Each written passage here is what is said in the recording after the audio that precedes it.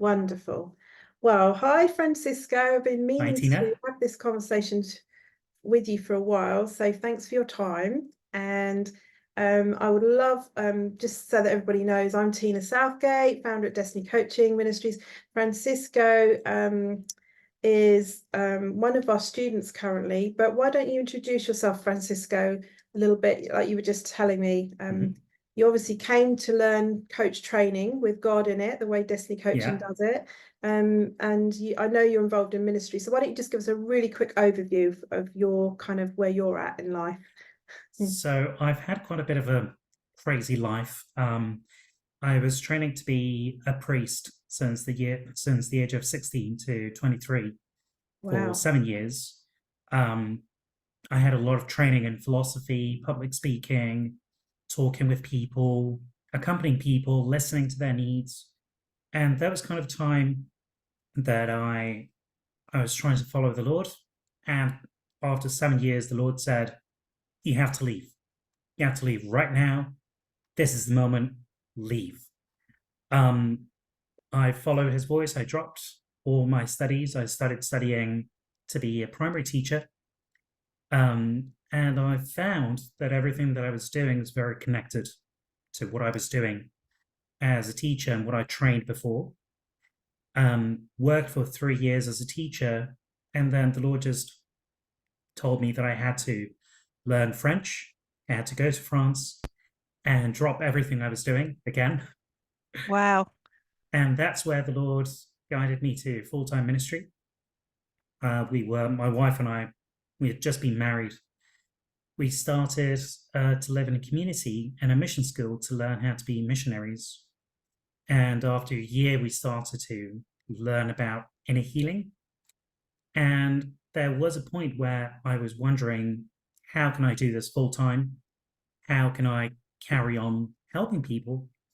And speaking to different people, several people about what the next steps could be, several of them recommended doing coaching. And Right. I wasn't very sure about it. I didn't know if that was the path that I had to go or not. And I found Destiny Coaching. I love the program. I love the model. And it just felt like the right thing to do. And I didn't think about it, just signed up. Wow. That's really good. And I remember when you signed up at the very beginning of the program. So just for those listening, in case they don't know, it's an online program and it's pretty much a whole year, really, isn't it? Yeah. Depending on how a year or maybe a bit more, depending on how quickly you go through it. But I remember you're so well versed and so skilled in the inner healing side of it. And I remember you saying that, it was kind of interesting for you to be doing things and using some skills that are quite similar, but in a completely different way, and just sort Yeah. of the whole mindset shift. So why don't you just give us a little bit of where you were at then when you started the program? So What was back then, difficult, how you found it? Yeah. I was a lot of times thinking of the fixing part of how can we get to the root of things to fix them? And how can I guide the person in the fixing? And I was very good at listening to the problems, listening to what they were saying, but always trying to go down the problem side. Because that's what we learned in inner healing. Listen to the emotions and follow the trail of negative emotions. And it's trying to bring in the healing of the Lord. But then as I've been growing in the coaching method and I've been learning much more, there was always the part that I was wondering, what happens after the healing? What happens to the person once they've received the healing and then they know the truth, what goes on there? And there was a coach that I was talking to, and he said, you don't always just have to focus on the negative. Looking at Jesus brings healing. The healing is indirect. And I didn't understand exactly what he meant with that. But then with the coaching, I discovered that learning about the identity, learning about who I am, that brings healing to the identity. You don't have to focus directly on it. You can just focus on who I am, and that brings a transformation into the life of the person. Right. So let me try and understand. So obviously we have those identity coaching modules, don't we, in the program? Mhm. But I mean, a lot of it, even the bit that's not called identity, I think is quite Yeah. relating to someone's identity. Um, so what are you saying? That there's some kind of shift there that you're explaining, and I'm just trying to Yeah. understand it. Yeah, there is a big shift on trying to focus more on the positive and trying to understand Right. on what the person is passionate about, on bringing out the passion, bringing out what the person loves doing, and encouraging them to do that which they love. And that will Yeah. bring healing to the person as well, not just I focus love on the that. negative.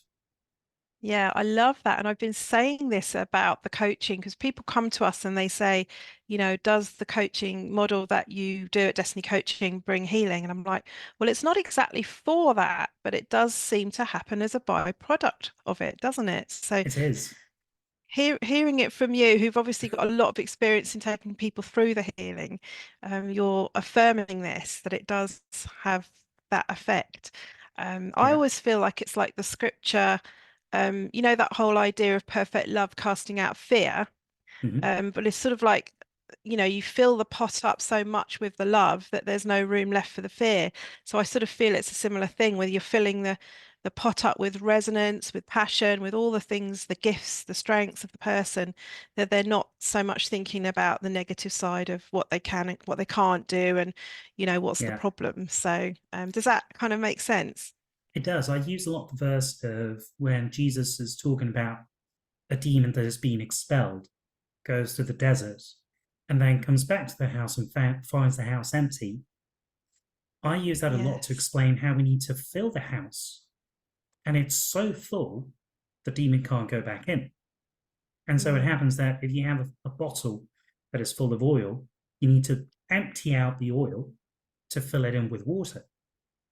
I've used that example several times and to explain how we need to fill the passions and we need to fill in the desires, and that will bring healing. And that I've seen that happen several times already. that's amazing. So you've been learning ways to fill up people with this coach training, with the coaching. Tell us about some of the experiences that you've been having, some of the So stories. one of them is pretty interesting. It's a friend of mine who's Romanian. We met in Erasmus back in 2016. We kind of lost out of touch completely. And then one day, we're talking about him, talking about the other guys, and talking about the Erasmus and the group that we had. And then I just decided to text him and see how he was doing. And that's where I found out he was PhD candidate. He was finishing his PhD in mathematics. Absolute brilliant guy. And then we're talking about how he had just converted. He had gone back to the Orthodox Church, and he needed coaching. He needed somebody who could guide him, and that's how I started being his coach. And we did the Wheel of Life to start with, trying to see where he was in different parts of his life. And there were some things he was doing great, other parts he was doing absolutely terrible. And we just got to work. We're still coaching. And the shift I've seen in him is absolutely amazing. He was telling me recently how he was doing the test to become a full-time teacher at the university, the public university, and to become a lecturer in the university. And normally, he would have found the process completely daunting. He would have just pushed things back. He would not have done the work. He would not have done the paperwork he had to do. But then by Christmas, we were chatting, and he was like, I've had no problem in doing this. And he was Wow. seeing the change, how doing paperwork or doing research, it was not a bad thing anymore. He loved doing it. And there was a Wow. shift in the way that he found challenges. Before, he would not have taken them on. Now he just took them on. Before, he had Wow. struggles to relate to people and to kind of be honest and open up about what he was doing and the things that he did. and talking about the positive and negative. Now he was able to have, over the Christmas time and New Year's, conversations with his friends and to be completely honest about his flaws, about the things that he did wrong, and just be honest with himself and accepting and loving himself. Amazing. And Amazing. so there's been a Wow. complete shift in him. He's received That a sounds like a prize in the university as well wow. for the best For what? PhD, best PhD Wow. in mathematics. And Wow. he's just seeing his whole life transformed and has been turned completely upside down. Confidence. That's what it sounds like. He's just Yeah. received like deep confidence. And would that be kind of through, have you been doing like some identity coaching with him and all of that kind of thing as well? We've done some identity coaching, but also the way that he perceived things, overcoming obstacles, discovering his passion. We've done quite a few things. We've done even dreams activation. Right, right. So I've taken him through the whole thing of the program, all the tools, Wonderful, wonderful. and So, he's so seeing he's the got benefits. purpose. Yeah, he's got purpose that's driving. Like I always say that purpose kind of is one of the motivations that we can Yeah. engage in people. And sounds like he's got different mindsets. You've shifted those, and you've, changed perceptions. And yeah, and the confidence is soaring, and he's very Yeah. engaged by the sounds of it in everything he's doing and in life. Yeah. Wow, that's great testimony, isn't it?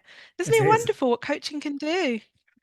I'm experiencing that, and it's pretty amazing what it can do. It Yeah. is pretty amazing. Well, I remember some time ago, maybe a few months back, you came onto a class and you mentioned, and this was very intriguing to me, because you're obviously still doing inner healing sessions. It's Yeah. not like your coaching's not like totally there's still a need, obviously, for the inner healing.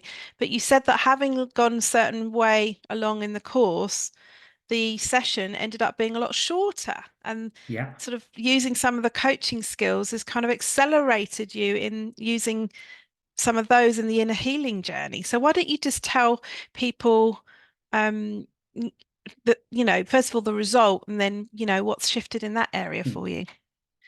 So before it was a method that would take me about 3 hours, the whole thing. And 1 hour and a half would have been listening to the person, listening to the story, trying to understand the background, what was going on, and trying to go deep to the problem, the root problem, and kind of like Mm, establishing an agenda, establishing what are we going to work on, and then going back into the story of what has been going on. Before it would have taken me quite a while, and I would have gone down a couple of rabbit holes, not understanding okay. exactly where it was going. But now I'm much more able to listen to the person, and we're able to identify the true problem and know exactly when we're going down a rabbit hole and to bring it Okay. back in. So the person might be talking about something and say, okay, how does this relate to what we're talking?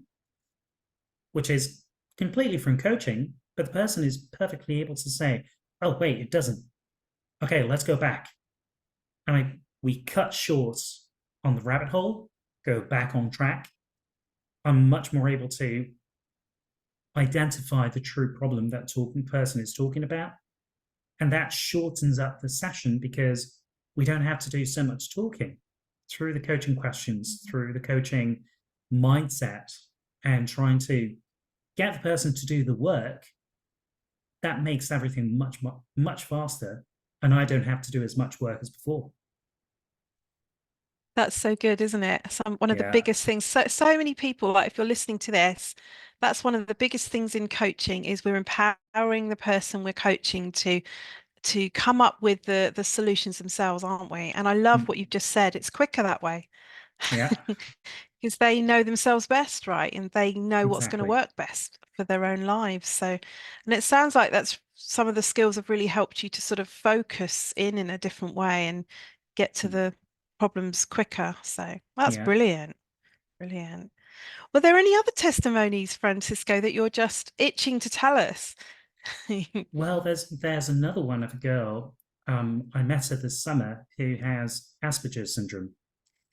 And the first call that we had, she was telling me all about the therapist. She had so many problems finding a good therapist. She wasn't happy. She was struggling. She was anxious. She had a lot of anxiety, a lot of problems in life. Couldn't organize herself. And then we just start talking, and she's asking me about coaching. And I'm trying to tell her, well, trying to go to therapy, find a good therapist. They're the person who's going to help you best. And she's just saying, well, I don't know why I was praying and your name came up. And at a certain point in the call, I just said, you know what? I said to myself, I'm going to drop this fixing mentality. I'm going to go in coaching mode. And so I just started coaching her. And by the end of the call, her face was completely changed and transformed. She was happy. She had understanding of what was going on. And she had actions that she could take that she knew she was going to accomplish. And that gave her peace. It gave her a purpose. And she was saying, okay, I can work on that. She just needed clarity. She needed somebody to talk to and to be able to express her mind. And that completely transformed her. So it just started coaching over 15 days, kind of talking through the struggles and the problems and things that were going on. And that completely transformed her the semester. And now she's ready to go on a semester abroad to the United States to do teaching. So she's going to be teaching French in the United States. Amazing. Yeah, I love that, because perhaps one of the differences between the therapist and the coach is that the coach is actually believing in you, that you know you can get there, and that feels good, doesn't it? When you're the person receiving the coach, it's like, wow, and then you start to believe you can, and then all of a sudden, from nowhere, these answers come. But there's no other discipline out there really that would maybe take the time and have the skills to go into that deeper listening mode, and draw it out, and really, like what you're obviously doing as a coach, Francisco, brilliantly, is holding that space of belief and faith in the person you're coaching. So what a wonderful testimony. I love that. Brilliant. So I mean, I suppose I should ask you, is there any other testimonies? That's a lot, but is there any others? There is another one that really impacted me. I reached out to a Facebook group offering a free coaching session where I specifically said, it's going to be a practice. I need to practice for my course. I need volunteers who are available to practice something with me. And one Croatian lady, she contacted me and she said, I'm going to be in Madrid for 3 weeks, but I'm available. And we met up in a cafe. She was talking to me about the story. She's a lawyer in Croatia. She had spent 7 years training to be a lawyer. She loved her job, but she was very tired of her job and she can't work as a lawyer. And she came with a lot of frustration of what had been going on and not understanding what does she have to do now. And so she was in a terrible spot. And just in 30 minutes, because I timed it, she left completely transformed and saying, I understand that studying to be a lawyer is not just learning a trade, but developing skills. And she started to understand much more the skills she had. And she came up with a different kind of skill sets where I was asking, so what do you do in your job? And she started describing, and she started to realize what she really did was not just to be a lawyer, but to do and identify so many more things. And she left with a sense of purpose, with much more resonance and understanding, I want to do more than just this. Brilliant. Brilliant. Wonderful testimonies. Brilliant. Well, why don't you just tell us, like, you're on this journey of learning to coach. You've already got so many amazing testimonies. Like, And the reason I wanted to interview you, Francisco, is because um, you've done so much coaching outside the Mm. course, so you're really growing in your skills fast. So where are you at in the course, and what's next for you? So I'm past the halfway point. I'm in the Yep. fourth module out of five. Yep. I'm almost publishing my website, so launching the business as coach. And I'm really excited for what's coming because I know this is just the beginning. I'm looking to acquire more clients and to keep growing as coach. I don't really know how it's going to look because if they would have asked me 10 months ago when I started the course, what do you think it's going to be like in 10 months? It would have been completely different to what it is now, but it's much more exciting now than what I thought. Wow. So your vision has grown and changed. Completely. Yeah. Wow. It's completely changed. And I'm realizing the power of coaching that is not just, for me, coaching is not just a job. And that's something that's very important to me. I don't want this to just be a business. There's somewhere where I can help people and I can transform lives. Mm. And it's not just me doing it, but it's working with the Holy Spirit, which is what's in my heart.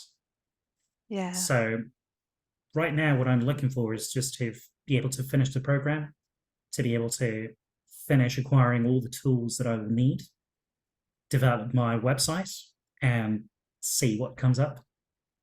Brilliant, brilliant. And how have you found being coaching? Because part of the course is to actually receive coaching as well, isn't it? And Yeah. how's that been for you? And what transformation do you feel like you've gone through? Well, I have quite a few struggles trying to talk about myself and talking about what goes on inside. I've always struggled to put emotions into words and express what's in my heart. And coaching has really helped me to open up, and Mm. it has really helped me to put into words what's going on inside. And I have to say, it's actually helped me in my marriage with my Wow. wife. We're able to communicate much more. We're able to talk about what's going on inside. And a couple of times, my wife, we were sitting in the sofa, she was crying, and she said, "You coach people, start coaching me." And we just had a 2 hour conversation about everything, what was going on inside of me, what was going on inside of her. I was able to help her put things into words. So it's really helped me in my marriage, really. Amazing. I love that. I love that. I say to people, you're going to gain skills that are going to help you to be more than a coach. But Yeah. fantastic. Yeah. Thanks for that, Francisco. Well, yeah, I just hope those listening have found that kind of interesting to see Francisco's journey and where he's headed. And have you got a name yet for your website, the Life URL? life gifts coaching. So there you go, .com, Life Yeah. Gifts Coaching. So Life Gifts with an S, Yeah. coaching.com. The Watch reason this for it, space. the Yeah, reason for it is because my surname Mateos is gifts of God. brilliant, brilliant. So being Yeah. cheeky there, I try to bring the gifts of life into people. You are bringing the gifts of life into Yeah. people. Absolutely. So thank you for sharing, Francisco. That's all really, really good. Thank you.